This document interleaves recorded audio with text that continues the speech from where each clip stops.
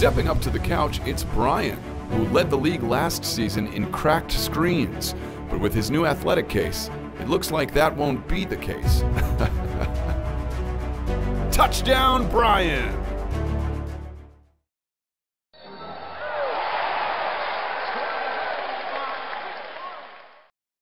Every year, the trade deadline tends to be a hectic event in the NBA where contenders try to bolster their rosters even more as they prepare for a deep playoff push, teams near the bottom try to bottom out even more in an attempt to tank even harder, and even the middle teams look to make deals. This year's trade deadline was no different, and honestly, it was a lot more hectic than usual as a massive amount of trades went down. Lots of them were minor deals made between the margins, but there were also quite a few that will be real difference makers as the season approaches its conclusion. Because of this, we will be looking at the 4 biggest winners and the 4 biggest losers of the trade deadline in today's video, and what about the deals, or lack of deals that were made, puts them in this category. Before we start though, make sure to like the video and subscribe to the channel, as all support is very much appreciated. Now with that being said, let's begin. The first winner of the trade deadline is the Dallas Mavericks, who made a trade a few days before the deadline but still counts. They traded Dennis Smith Jr., Wesley Matthews, DeAndre Jordan, and 2 first-round picks to the Knicks in exchange for Kristaps Porzingis, Tim Hardaway Jr., Courtney Lee, and Trey Burke. The main purpose of this deal, obviously, was to add Porzingis, who has massive upside and potential to become a star in this league as someone who is 7'3" and moves like a gazelle out on the court, while also being able to shoot comfortably from deep. He may not be able to play this year, but the biggest priority is the future, and pairing him with young stud and easy Rookie of the Year favorite Luka Doncic is almost too perfect of a match. Doncic has shown legitimate superstar potential on the offensive end, being able to take over a game at any given moment, and with a sidekick like Porzingis stretching the floor and protecting the rim at a high level, the Mavericks are going to be very interesting moving forward.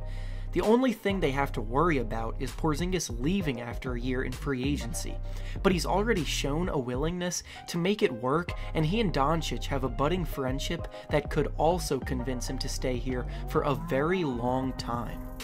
Next, the first loser of the trade deadline is the Los Angeles Lakers. The Lakers have been making some noise for a while now, ever since Anthony Davis's agent, who also happens to be LeBron's agent and good friend, made it known that Davis wanted to be traded, and the Lakers were apparently his #1 target. The hope of pairing LeBron and Davis was making Lakers fans hype. The only problem, however, is that the Pelicans have to agree to a deal and that it's not guaranteed that they are interested in the Lakers' assets. As it turns out, the Lakers apparently offered the farm for AD and got shut down every time. Whether they did it out of spite for tampering with their star player or just genuinely were not interested in the Lakers' young core, the result now is that the Lakers as a group are in a bad place mentally and the team chemistry has been tanked. Knowing that they were all expendable is clearly weighing on their minds, and they lost by 42 points in their last game. Sure, they did add Reggie Bullock, who is an upgrade over Kentavious Caldwell-Pope, but they also added Mike Muscala, who was struggling with the Sixers, and are also about to add Carmelo Anthony, who, to put it lightly, has not been good in years. So all in all, the deadline was a loss for the Lakers. The next winner of the deadline is the Philadelphia 76ers. Before the deadline, the Sixers had a big game against the Raptors to see where they were as a team against the best, and despite a late comeback attempt, they fell short. As a result, they went out and made major waves by trading for all-star snub Tobias Harris, Mike Scott, and Boban Marjanovic in exchange for Mike Muscala, Wilson Chandler, Landry Shamet, and 4 picks. The power forward position was easily the team's biggest weak spot, so adding Harris is a massive haul for them.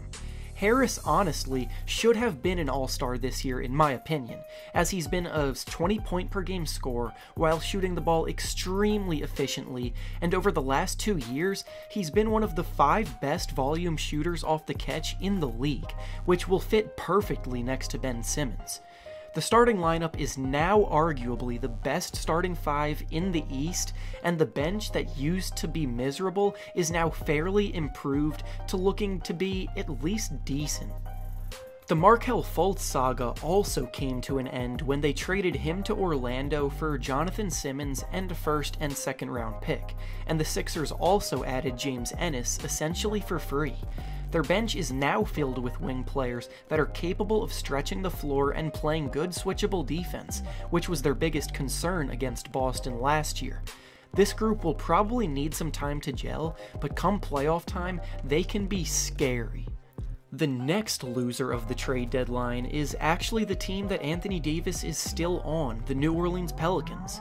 The Pelicans are not on this list simply because they didn't give the Lakers Anthony Davis. They're on this list because they really seem to be going nowhere and their actions at the deadline are only worsening it. By keeping Davis until the summer, they risk lowering Davis's value significantly, as he will only have 1 more year on his contract this summer.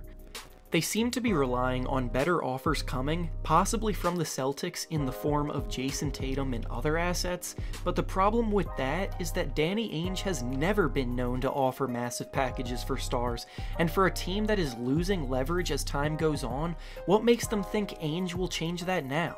On top of all of that, they sent Nikola Mirotic away for Stanley Johnson, Jason Collins, and some second rounders, which really isn't that much, so they don't even seem to have a set direction for the future. Their whole situation is just confusing, and I don't see it getting much better moving forward, making them losers on this list. The next winner of the trade deadline is the team that currently sits atop the Eastern Conference standings, the Milwaukee Bucks. The Bucks saw the Sixers gearing up to make a strong playoff push and made a few moves to help them counter that in a big way. Giannis Antetokounmpo has been playing like a top 2 MVP candidate this season, and his dominance has been brilliantly complemented by the rest of the roster, composed of 3-point shooters that have given Giannis the space he needs to operate in the paint. And at the deadline, they added Nikola Mirotic, who has proven to be a great volume 3-point shooter in big games. Last year, he played a big role in the Pelicans' playoff run, where he shot 43% from 3 on 6 attempts per game, and in Milwaukee, that kind of skill set is only going to make it easier for Giannis. For now, the Bucks continue to be the best team in the East, and this only helps. The next loser on this list is the Detroit Pistons, who did absolutely nothing significant at the trade deadline. The Pistons traded for Blake Griffin at the deadline of last year, and the expectation was that they would grow into being a strong playoff team at the very least. Since then, though, they missed the playoffs last year and are currently a game and a half back of even making the playoffs this year. They have been easily one of the biggest underachievers in the league this year, and they aren't even trying to improve. Reggie Jackson has not lived up to the hype at all. They traded away their best shooter and added Thon Maker, who really isn't a difference maker at all at this point. I honestly feel bad for Blake Griffin, who was promised by the Clippers that they wouldn't trade him, and then he gets shipped off to Detroit without any supporting cast. He's been carrying this team almost all year long, and it just hasn't been enough. The next winner of the trade deadline is another Eastern Conference powerhouse, the Toronto Raptors. The Raptors saw the Bucks and Sixers making big moves to improve their teams and decided to join in on the action themselves, and as a result, traded away Jonas Valanciunas, DeLone Wright, and CJ Miles in exchange for Marc Gasol. Gasol might be on the downslope of his career, but he's still capable of being a valuable contributor at the center position in the playoffs. He provides shooting out to the 3-point line at an average clip, can still get good looks in the post, and is also still one of the best passing big men in the league. His play can open up some more opportunities for guys like Kawhi Leonard and Kyle Lowry. At this point, the East is going to be a bloodbath at the top, with 4 teams battling it out for a chance to play in the finals.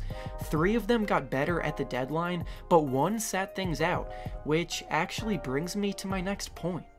The 4th and final loser of the trade deadline on this list is the Boston Celtics.